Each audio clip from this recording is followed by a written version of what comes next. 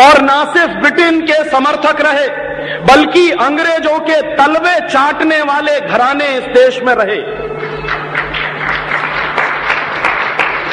अंग्रेजों की जी हजूरी करने वाले घराने इस देश में रहे।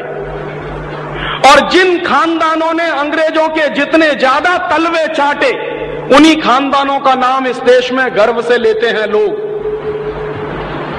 जो अंग्रेजों के सबसे ज्यादा पिट्ठू बनकर रहे, जो अंग्रेजों के चरणों में साष्टांग बिछ जाते थे, ऐसे ही लोगों को इस देश के इतिहास में पढ़ाया जाता। और ऐसा ही एक खानदान था जो अंग्रेजों की गुलामी में आकंठ डूबा हुआ था। उस खानदान का नाम था टैगोर खानदान। और उस टैगोर खानदान का एक व्यक्ति था जिसका नाम था रविंद्रनाथ टैगोर। उस रविंद्रनाथ टैगोर ने जॉर्ज पंचम के स्वागत के लिए एक गीत लिख दिया था। और ना सिर्फ उस आदमी ने वो गीत लिखा, बल्कि कलकत्ता में जब जॉर्ज पंचम पहुंचा और उस भरी सभा में जहां लाखों लोग उपस्थित थे, हिंदुस्तान की गुलामी का गीत गाया गया और ब्रिटेन के राजा का सम्मान किया गया। और ये काम रविंद्रनाथ टैगोर ने अपने मुंह से किया।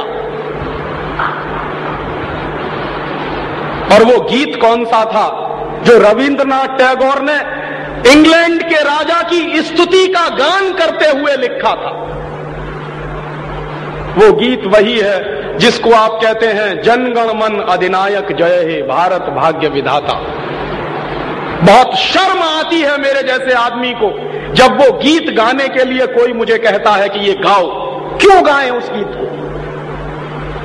रविन्द्रनाथ टैगोर तो चापलूसी करते थे अंग्रेजों की। रविन्द्रनाथ टैगोर तो चाटुकार थे अंग्रेजों के। और रविन्द्रनाथ टैगोर तो साइकोफेंट थे अंग्रेजों के। इसलिए उन्होंने अंग्रेजों के राजा के सम्मान में वो गीत लिखा था। मैं तो नहीं हूं, मुझे तो अंग्रेजों की चापलूसी से कोई मतलब नहीं है। मैं तो अंग्रेजों का उससे ज्यादा विरोधी हूं जितना कोई हो सकता।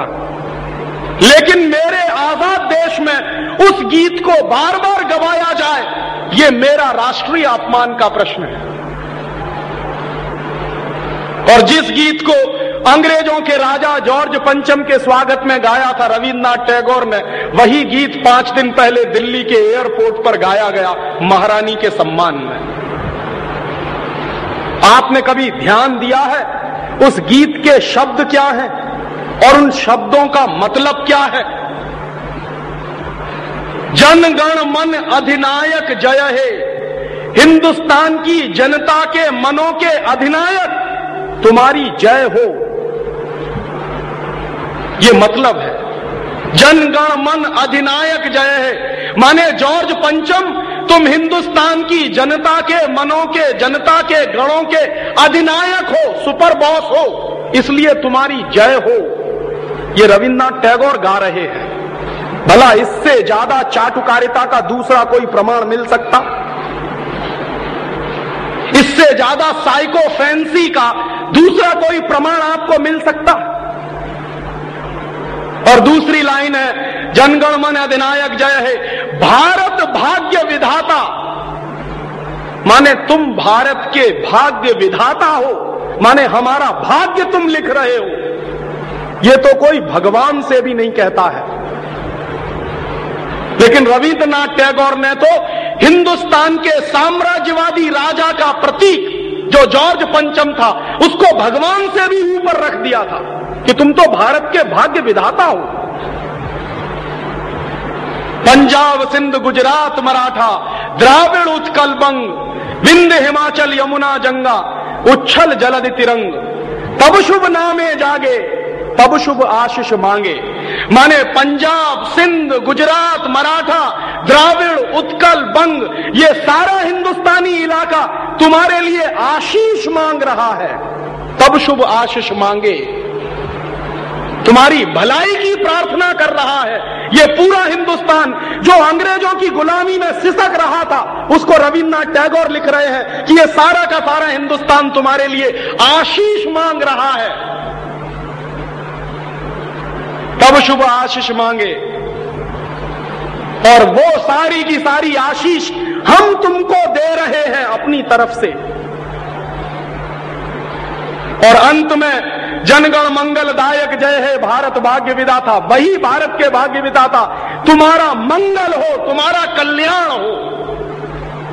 माने जो हमको गुलाम बनाने के लिए आए हैं, उनकी चाटुकारिता में कोई आदमी कितना बिच सकता है, इसका ये निकृष्ट नमूना है।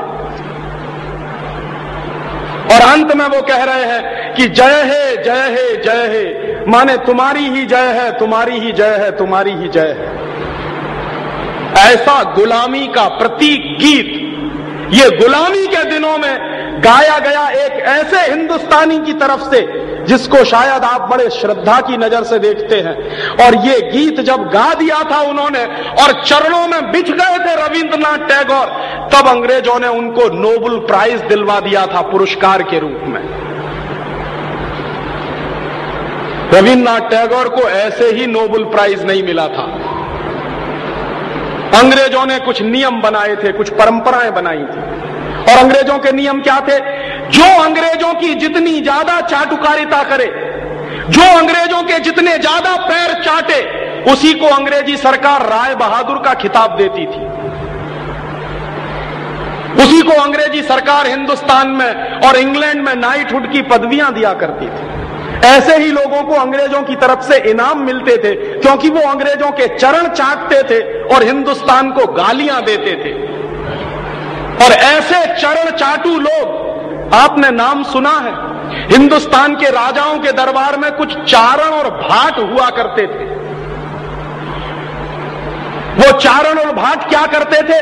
राजा चाहे जितना गंदा हो, चाहे जितना बदमाश हो, चाहे जितना लफंगा हो, लुच्चा हो, वो चारण और भाट हमेशा राजा की प्रशंसा ही करते थे। बदले में राजा उनको कुछ इनाम बांटता था।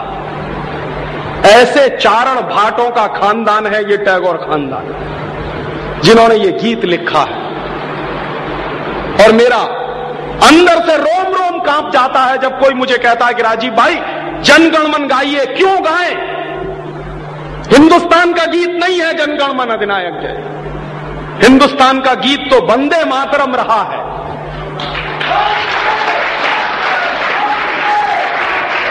और ये वंदे मातरम जैसा गीत जो हिंदुस्तान की आजादी की लड़ाई का प्रतीक था, जो हिंदुस्तान के लोगों में खून में जोश भरने का काम करता था, उस वंदे मातरम जैसे गीत को हिंदुस्तान में राष्ट्रीय गीत का दर्जा दिलवाने में 50 साल लग गया हमको, अब जाके हुआ है।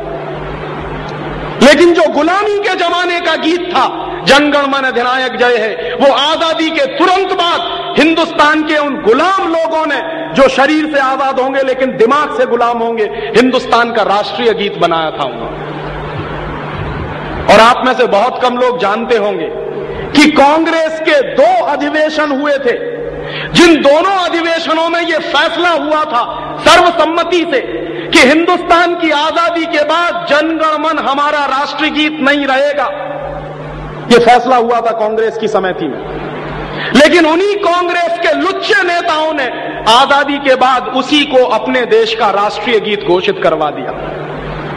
इससे ज्यादा शर्म की दूसरी बात कोई हो नहीं सकती। और वो गीत जिस तरह से गाया गया था जॉर्ज पंचम की अगुवाई करने के लिए, जॉर्ज पंचम का स्वागत करने के लिए कलकत्ता में लाखों लोगों के बीच में, वही गीत